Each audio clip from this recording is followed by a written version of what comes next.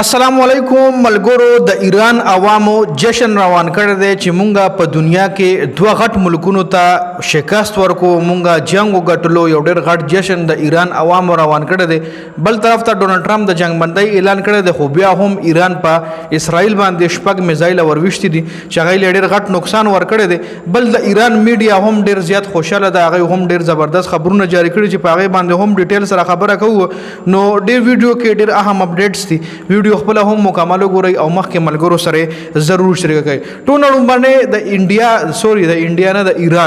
د ایران چې کوم عوام دي او دغه چې کوم میډیا ده ایدا خبره ډېر زیات په فخر باندې کوي چې مونږ په اسلامي ملکونو کې واحد داسې ملک یو چې مونږ امریکای او اسرائیل له پسترګو کې سترګې ورکی او دغه د هر حمله مونږ قرار جواب ورکو وای مونږ په اسلامي ملکونو کې واحد داسې ملک یو چې په یک تنها په یوازې باندې مونږ د جنگ وګټلو یو طرف لکه مونږ وګورو ایران خو مونږ لا په میډیا باندې په ظاهره باندې یک تنها یوازې ښکاری خو کې دیشي پټ په پټه باندې د سره لکه پاکستان مدد وی یا د چاینا مدد وی یا د رشیا مدد وی لکه دا درې ملکونه دي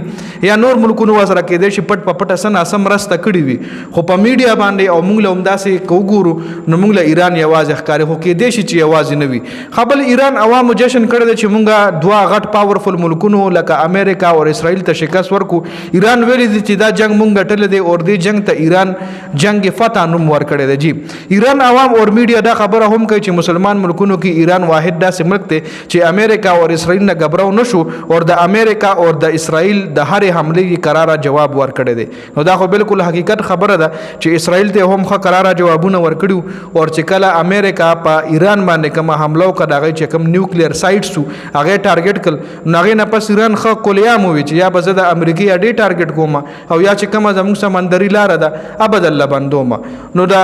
امریکا چې کوم ټارګټ اډې وي ټول نه پهله قطر او عراق کې چې کوم د امریکا اډې وي هغه ول ټارګټ کې کوم دغه ملټري بیسز هغه ول په ایران او په عراق او په قطر کې ټارګټ کړل بل شپجیا خو ټول دنیا لخکاره خبر ده چې هغه نه پس بیا ټرمپ د جنگ بندۍ اعلان وکړو ټرمپ ورته د جنگ بندۍ اعلان وکړو خو دا اعلان باوجود هم ایران په اسرائیل باندې شپږ میزایل وروشتي وي چې اسرائیل ته کافي نقصان ورکړو جنگ باوجود هم لکه د جنگ بندۍ باوجود هم د سیز فایر د اعلان باوجود هم دوړو یو تربله مطلب هغه جنگ چون کې دن ورځ کې صدا سه خاص حملو سره خبرونه نه دی راغلي لکه ایران یا اسرائیل په یو بل اٹیک نه کړي نن ورځ نو کې دې شي دا جنگ درې سلور ورځو کې ودرېږي لا پروز هم جنگ ودرې نه دی دا هم ایکسپیکټډ ده چې کې دې شي یو ځل بیا په یو بل باندې د میزایل ورخوشي کی خو لکه مطلب جنگ لا کمپلیټ ولر نه ټرمپ ویلي دی چې د ایران او اسرائیل مسله د په خبرو باندې ختم شي په ټیبل باندې لري نور د جنگ نه کیږي اوس او یریدل یا ولی او بل لکه اسرائیل او ایران اسرائیل او امریکا په بیک فوټ باندې تل چې کوم دي د ایران غټه ده او دا نور ملکونه چې کوم دی هم ډاډه شو چې لکه ایران غونډه ملک را پاسي او اسرائیل او امریکا ته په اسمان کې ستوري خای نو بیا نور هم پاورفل ملکونه چې هغه ډاډه شو هغه د اسرائیل نور بدمعشیانه بنه مني خیر دا اپډیټس په دې ویډیو کې د حواله سره تاسو وایي کمنټ لازمي وکړئ